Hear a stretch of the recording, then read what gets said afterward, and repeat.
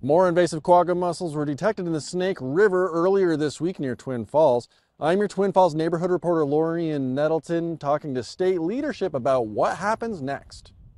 But in terms of our planning, we're ready to go quite quickly. So we have a target of early October.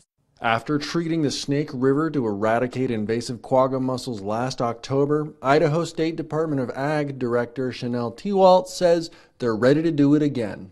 Absolutely every aspect of this treatment, which was already really successful, is going to be flavored with the lessons learned from last year. Regular sampling has found evidence of quagga mussel larvae veligers in the mid-Snake River near Twin Falls. Now ISDA is finalizing an upcoming treatment plan. As folks contemplate what it means this year, we were talking about a very small population last year, and we had a treatment that definitely knocked back that population. So we're still talking about even lower numbers, but any numbers are not acceptable, and that's why we're moving forward with another treatment. Quagga mussels are microscopic. They're invisible to the human eye, so you're not going to be able to see them. From a boat in the Snake River, Nick Zerflew told me how they use delimiting surveys to narrow down what areas to focus on. So consider this a glorified coffee filter. So we deploy the net sinks.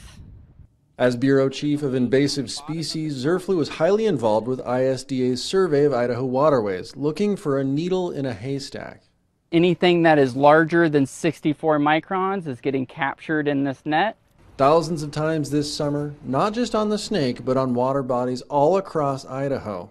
We took our number of statewide samples last year and we have doubled it. That was our goal, knowing that we had obviously an issue here on the Mid-Snake. We knew that statewide we had to do so much more when it came to surveillance. The murky zooplankton in the bottles is scanned both by microscope and molecular genetic testing to determine if it is in fact quagga mussels. Zerflew says it is rare in invasive species to fully eradicate anything on the first try. Or even like weed control, say weed control in your garden. Very rarely do you get all of them your first time. You need to be diligent, and actually now we need to be doubling down, finding the extent of the infestation, and getting a treatment plan developed to address that. It's rarely a one and done. The upcoming treatment should look similar in many ways to the treatment last year, with roughly 2 weeks of river closures followed by limited closures in focus areas.